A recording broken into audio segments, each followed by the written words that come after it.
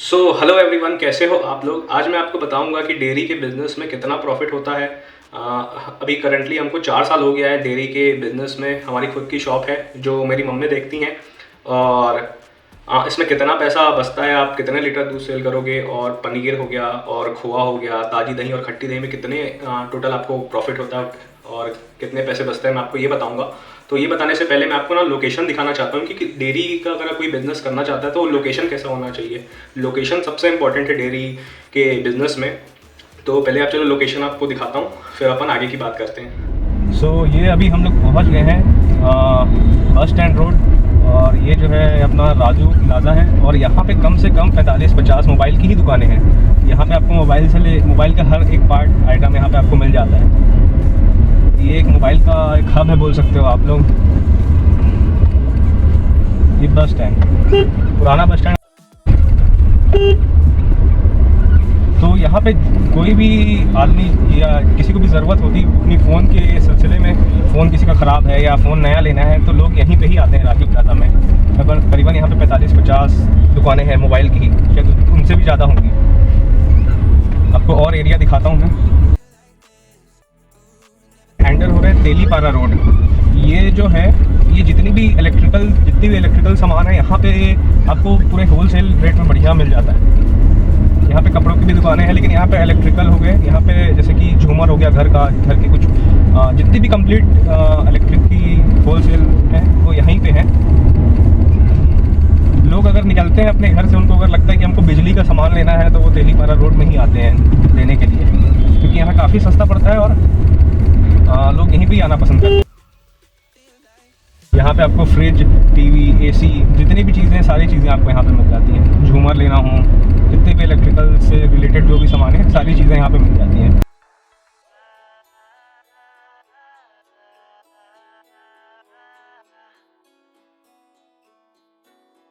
अभी अपन लोग मेन जो बाज़ार है, गोल बाज़ार जो बिलासपुर में बोलते हैं, अभी अपन वहाँ पे एंटर हो रहे हैं। आप लोग सोच रहे होगे कि मैं आप लोग को ये सब मार्केट क्यों बता रहा हूँ। आप यहाँ पे इस वीडियो में आए हो कि आपको डेयरी के बारे में जानना है, लोकेशन जानना है।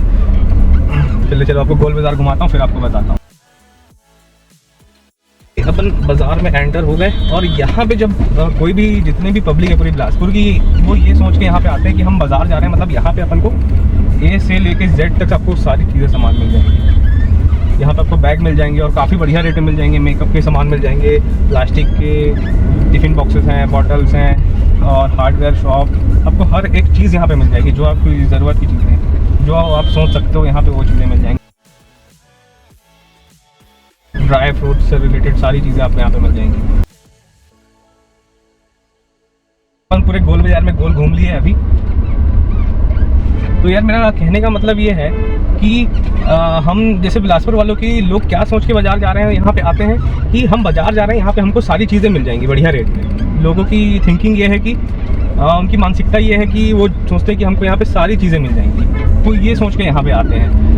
भले आपको भी अपने एरिया में, जहाँ पे भी आप, हो सकता है दूसरे स्टेट में डेयरी का काम सोच रहे होगे चालू करने का, तो वहाँ पे भी आप ऐसी टाइप की ही जगहें देखो। इससे क्या होगा कि यहाँ पे पर डे जो है 20 से 25 हज़ार लोग यहाँ पे आते हैं सामान लेने के लिए। छोटे से छोटे यहाँ पे डेयरी भी है 1-2। तो लोग क्या सोचते हैं कि हम बाज़ार जा रहे हैं तो हमको एक ही जगह पे सारी चीज़ें मिल जाएंगी। भले आप लोग को लगता होगा कि यार हम मेन बाज़ार में अगर दुकान लेते हैं तो उसका जो रेंट रहेगा वो करीबन 30,000 रुपये रहेगा, 40,000 रुपये रहेगा। लेकिन आप ये भी तो सोचो, उसका फ़ायदा देखो कि आपको पर डे एक ही जगह पे 25 से 30 हज़ार पब्लिक आपको मिल रही है रोज़, और सैटरडे संडे को तो 50 से 60 हज़ार भी हो जाती है पब्लिक। मैं तो अभी यहाँ पे दिन को आया हूँ तो काफ़ी ज़्यादा भीड़ है। रात को तो बड़ा मुश्किल हो जाता है कार पे आना। यहाँ पे कार तो आप लगा ही नहीं सकते, और सैटरडे संडे को तो यहाँ पे कार भी घुसने नहीं देते पुलिस वाले। जैसे एक डेयरी था मेरा राइट हैंड साइड पे अभी।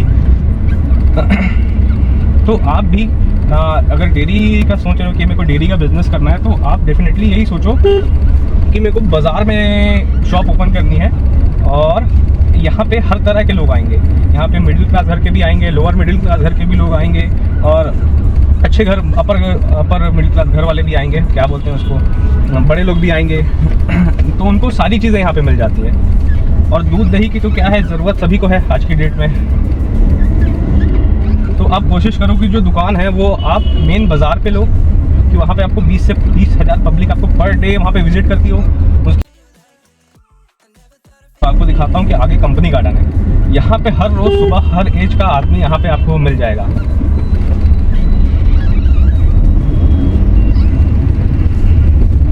मेरे राइट हैंड साइड में आप लोग दिखना, यहाँ पे जो गन्ने के जूस वाले पूरे लगे हैं, तो ये कंपनी गार्डन है यहाँ पे राइट हैंड साइड में। पता नहीं कैमरे में आ रहा है कि नहीं। तो यहाँ पे कम से कम सुबह 6 बजे 5 बजे बहुत बढ़िया क्राउड रहता है। जितने भी ओल्ड एज वाले हैं और जितने भी जॉगिंग करने वाले हो गए, बच्चे हो गए, यहाँ पे आपको मिल जाएंगे। तो इसका क्या फ़ायदा है कि यहाँ पे पर डे इस गार्डन में कम से कम 1000 से 2000 5000 पब्लिक यहाँ पे आ रही है वॉक करने। और वो क्या सोचेंगे कि हम वॉक करने तो जाते ही हैं और वहाँ से हम लोग दूध दही या पनीर, उनकी जो भी दूध तो सब लोगों को डेली ही लगता है, सोचेंगे कि हम यहाँ से लेते हुए चलते हैं। अगर आप बढ़िया सी एक क्राउडेड जगह में लोकेशन देख के दुकान को लेते हो तो आपको बता देता हूँ, बाज़ार मतलब ये सब्जी मंडी में अभी अपन एंटर हो रहे हैं। तो अगर आपके एरिया में जो सब्जी मंडी है, जो बिलासपुर, जैसे हम बिलासपुर वाले क्या सोच के चलते हैं कि हमको सब्जी लेना है तो सब्जी मंडी में जाके लेना है, ठीक है। अगर बहुत ज़्यादा इमरजेंसी पड़ गई तो जो आस पड़ोस में जो दुकान वाले हैं छोटे, उनसे जाके अपन ले आते हैं। लेकिन आपको सस्ती और ताज़ी एकदम सब्जियाँ चाहिए तो आप मंडी में आते हो। यहाँ पे आपको हर एक चीज़ मिल जाएगी। आपको फिश चाहिए वो मिल जाएगी, जितनी हरी सब्जियाँ, ब्रोकली हो गया, जितने फ्रूट्स, यहाँ पे सब आपको बढ़िया होलसेल रेट में आपको मिल जाते हैं। तो सब्जी मंडी भी एक बहुत बढ़िया जगह है जहाँ पे आप डेयरी की शॉप खोल सकते हो, क्योंकि यहाँ भी बड़े से बड़े लोग, छोटे से छोटे लोग आते हैं, लेबर क्लास लोग आते हैं। तो उस सब्जी में दही का भी बहुत बढ़िया यूज़ करते हैं। अगर कोई आ रहा है यहाँ पे तो उसको लगता है कि चलो दही ले लिया जाए, दूध लेते हुए भी चलते हैं, क्योंकि यहाँ भी करीबन 25 से 30 हज़ार पब्लिक पर डे यहाँ पे आती है। शायद ज़्यादा ही आती होगी, मैं तो आपको एक एवरेज बता रहा हूँ। जैसे कि एक गवर्नमेंट स्कूल है, कोशिश करो कि इस जगह इस तरह का आप मार्केट अपने शहर में खोजो जहाँ पे 25 से 30 हज़ार 50 हज़ार पब्लिक एक बार में आ रही है दिन भर में। तो जो आपकी जो सक्सेस रेट है दुकान चलने की, वो काफ़ी ज़्यादा इंक्रीज़ हो जाती है, काफ़ी ज़्यादा बढ़ जाती है। भले ही उनका किराया 40 हज़ार 50 हज़ार क्यों ना हो, लेकिन वो आप निकाल लोगे अगर ऐसी क्राउडेड और ऐसी पब्लिक वाली जगह रहेगी तो। ना तो आपको ऐड करना पड़ेगा, ना आपकी मार्केटिंग में पैसे खर्चे होंगे, क्योंकि लोग उसी मानसिकता से यहाँ पे आएंगे कि हम बाज़ार जा रहे हैं, मतलब यहाँ दूध दही पनीर कपड़ा A to Z उनको सामान मिल जाए, ये सोच के यहाँ पे बिलासपुर की पब्लिक आती है। तो आप जो भी स्टेट में अपनी शॉप खोलना चाहते हैं तो ज़रूर इस बात का ज़रूर ध्यान रखें कि कहीं भी आपको दुकान नहीं खोलना है। आपको खोलना है तो मेन बाज़ार में खोलना है, सब्जी मंडी में खोलना है जो आसपास जुड़ा हो, तो आपको बहुत बढ़िया रिस्पॉन्स मिलेगा। अब अपन लोग जानते हैं कि डेयरी में दूध दही पनीर खोआ घी में अपने को अब कितना मुनाफा होता है और कितना लागत लगती है इसमें, तो अपन वो जान लेते हैं। तो जैसे कि आप मेरे लैपटॉप स्क्रीन में आप देख सकते हो कि आपको ऐसे मार्केट में ही अपनी शॉप ओपन करनी है जहाँ पे 30 से 40 हज़ार 50 हज़ार पब्लिक पर डे विजिट करती हो, ठीक है, क्योंकि वही अपनी जो बिज़नेस के जो है वो नींव है, ठीक है।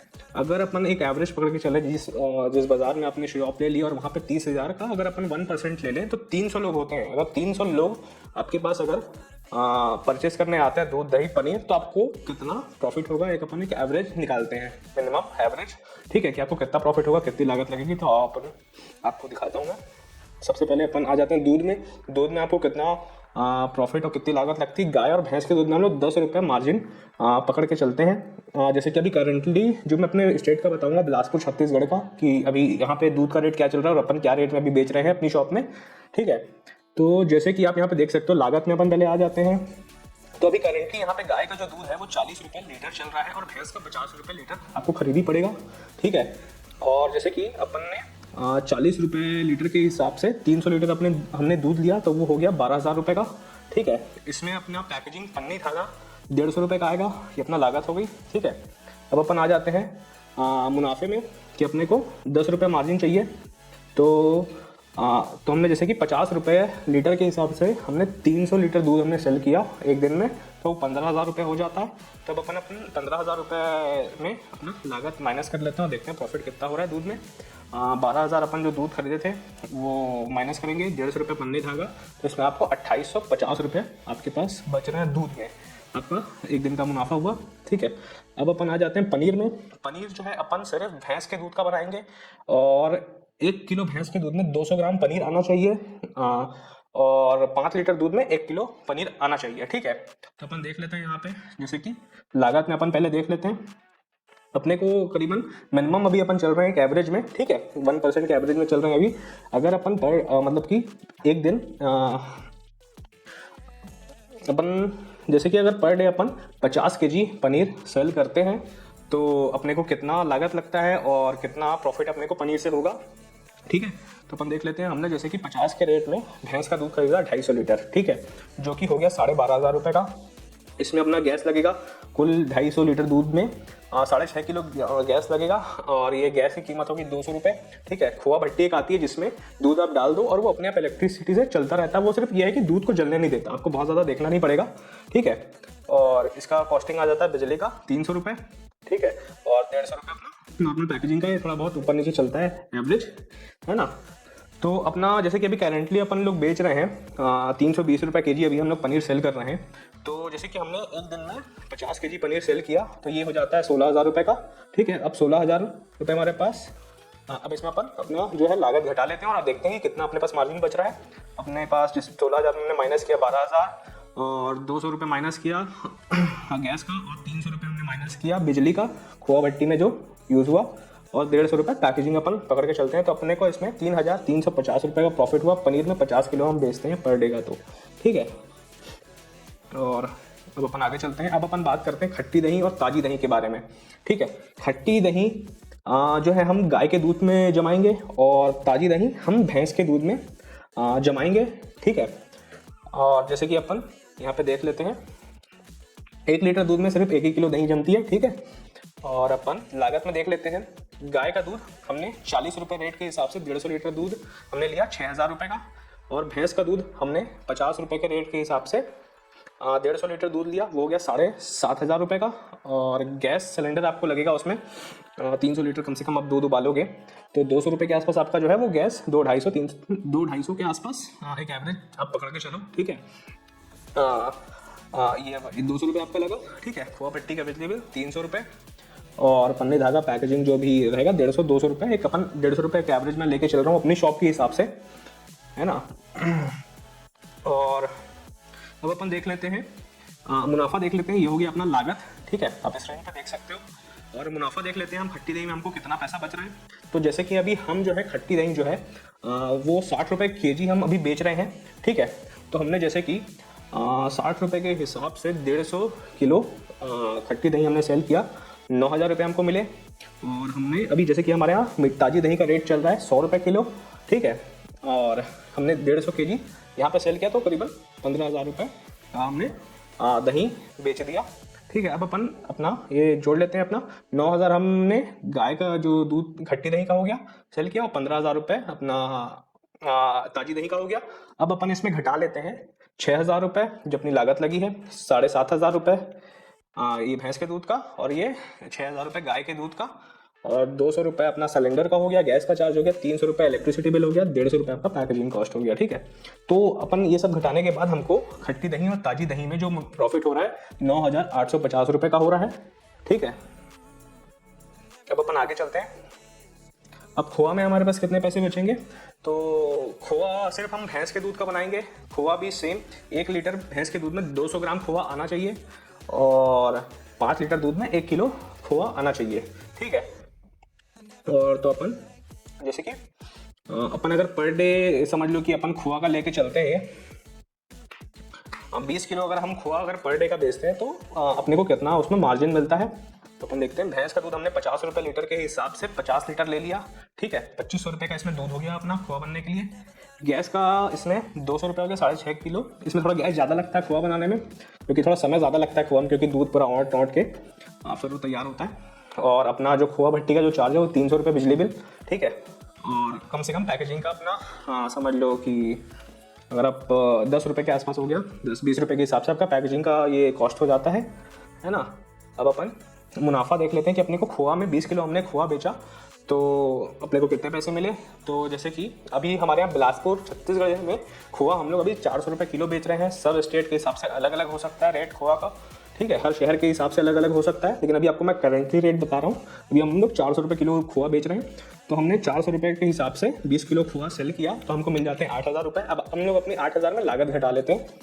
जो 2500 रुपये दूध का अपन घटा लेते हैं, 500 रुपये इसमें अपना गैस का चार्ज और बिजली बिल अपन इसमें घटा लेते हैं और 10 रुपये पैकेजिंग का अपन पकड़ के चलते हैं। तो अपने को खोआ में जो है 20 किलो हमने खोआ बेचा तो 4,990 रुपये के आसपास का प्रॉफिट हो रहा है हमको, 4,990 रुपये का, है ना। अब अपन आगे चलते हैं, घी की तरफ चलते हैं। घी जो है अपन बहुत सी कंपनियां हैं जो मक्खन आपको देती हैं, घी अपन मक्खन से निकालेंगे, ठीक है। मक्खन जैसे कि अभी करंटली जो बिलासपुर में रेट चल रहा है, एक टीना आता है मक्खन का करीबन 7,500 रुपये का, 15 किलो का वो टीना रहता है, ठीक है। और इसमें अपना जैसे कि मक्खन अपने 7,500 रुपये का लिया, 15 किलो मक्खन, और 1 kg आपका इसमें 100 रुपये के आसपास का जो गैस है वो जलेगा। घी जो है अपन निकालेंगे कढ़ाई में, ये भट्टी में नहीं निकालेंगे क्योंकि घी को काफ़ी धीमे आंच में हमको निकालना पड़ता है, उसको देखते हुए कि वो जले ना, है ना। तो घी में हमको जैसे कि हमने अभी करेंटली बिलासपुर में जो है घी 1,000 रुपये किलो बेच रहे हैं, तो हमारा जैसे कि मक्खन आया 7,500 का, 100 रुपये का हमारा 1 किलो गैस लगा, ठीक है। इसमें अपना मुनाफा हो जाता है जैसे कि 15 किलो मक्खन में 11 से 12 किलो के आसपास का घी निकल जाता है। तो अपन एक 12 किलो का एक एवरेज पकड़ के चल रहे हैं, 12 किलो करीबन आ ही जाता है घी 15 किलो मक्खन में। तो अपने पास हो गया 12,000 रुपये का घी यहाँ पे हमारे पास रेडी हो गया। अब 12,000 में हम अपनी लागत घटा लेते हैं, जो होता है 7,500 रुपये इसमें अपन घटा लेते हैं, और 100 रुपये अपना गैस का चार्ज घटा लेते हैं, तो 4,400 रुपये अपने को प्रॉफिट हो रहा है घी में। अब अपन देख लेते हैं कि अपन को टोटल दूध, दही, खट्टी दही, ताजी दही, खोआ और पनीर और घी में कितना टोटल अपने को प्रॉफिट हुआ पर डे के हिसाब से। तो कम से कम आपके पास जो पर डे है वो 25,440 रुपये अभी अपन निकाल रहे हैं। आपको पर डे का प्रॉफिट होगा सारा लागत काटते हुए, ठीक है, माइनस करें, और मंथली आपको 7 लाख के आसपास हमको प्रॉफिट हो रहा है यहाँ पे, ठीक है। 7,63,200 रुपीज़ के आसपास प्रॉफिट हो रहा है, ठीक है। तो अपने को देखो, ये अपन ने अभी जो है एवरेज निकाला है, ठीक है। 30,000 पब्लिक में अगर हम 1% लेके चलते हैं जो 300 होता है, उस हिसाब से हमने एवरेज निकाला है। ये जो है अभी जैसे कि मेरे को 4 साल हो गया डेयरी में काम करते हुए, हमारी खुद की शॉप है, तो ये जो प्रॉफिट है ये इंक्रीज भी हो जाता है, ये 10 से 12 तक भी चला जाता है, और 10 से 12 लाख तक भी ये चला जाता है। और आपके जो कस्टमर है, ये तो हमने एक एवरेज निकाला है, जैसे जैसे आपका जो डेयरी का जो नाम होता चला जाता है, आप जैसे जैसे पुराने होते जाते हो, 2 से 3 साल होते जाते हैं, तो ये जो है ये आंकड़ा बढ़ते भी जाता है। जैसे 300 ग्राहक है तो धीरे से 600 भी हो जाएंगे पर डे के। और जैसे कि आपको हमेशा एक चीज़ का मैं आपको बोलूँगा ध्यान रखना है कि लोकेशन सबसे ज़्यादा इंपॉर्टेंट है। अगर जैसे आप बाजार में लेते हैं, जैसे सब्जी मंडी में लेते हैं, जहाँ पे आपको मालूम है कि यहाँ पे 20 से 30,000 40,000 पब्लिक पर डे आना है, ठीक है, तो उसमें क्या होता है, जैसे कि कैटरिंग वाले हो गए, होटल वाले हो गए, ठीक है, जो खानसामा है, जो खाना बनाते हैं, टिफ़िन चलाते हैं, वो क्या होता है कि वो होलसेल सब्जी लेने के लिए आते हैं क्योंकि उनको बड़ी तादाद में बनाना है। अगर आपकी डेयरी उस जगह पे है तो वो आपसे होलसेल में भी, वो बहुत बल्क में भी आपको ऑर्डर देके जाते हैं। कई लोग ऐसे हैं कि उनको पर डे, जैसे कि दही लगता है हमको, भैया पर डे हमको 50 किलो लगता है। जैसे बहुत से बिरयानी शॉप वाले हैं और बहुत से ऐसे होटल हैं कि जिनको रायता के लिए यूज़ होता है, तो खट्टी दही वगैरह वो काफ़ी बल्क में लेके जाते हैं। तो आप लोग थोड़ा सा मार्जिन इसमें एडजस्ट भी कर सकते हैं होलसेल वालों के लिए। वैसे अब जब ये बिज़नेस चालू करोगे, आपको जब चालू करोगे तो आपको धीरे धीरे खुद ब खुद भी बहुत सी चीज़ें आपको आइडिया हो जाएगा कि इसमें मेरे को कितना बचता है, मेरे को होलसेल में क्या रेट देना है। आपके जो आसपास के जो और भी डेयरी वाले हैं, जो बड़े जिनकी थोड़ी बड़ी डेयरी शॉप है, आप उनसे पता कर सकते हैं कि होलसेल आप लोग क्या रेट बेच रहे हो। तो लगभग आप मार्केट में सेम रेट में बेचो, कॉम्पिटिशन बढ़िया रहेगा, इसमें बराबर का रहेगा।